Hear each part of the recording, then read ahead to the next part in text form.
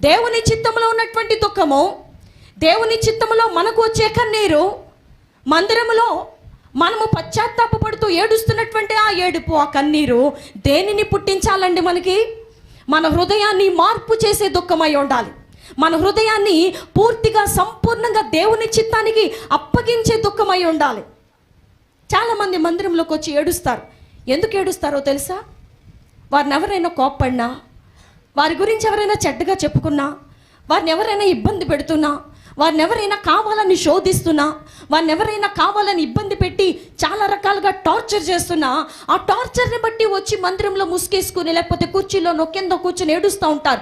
చూసు వారందరికీ అది భలే పశ్చాత్తాపడుతున్నాడండి, భలే పశ్చాత్తాపడుతున్నాడండి అని అనిపించవచ్చు. కానీ దేవుని వాక్యం అందుకు ఒప్పుకొనటం లేదు. శరీర సంబంధమైన దుఃఖము ఏమని చెప్తున్నారంటే 7వ అధ్యాయం 10వ వచనంలో చూడండి. అయితే లోక సంబంధమైన దుఃఖము మరణమును కలుగజేయును. చూసారా?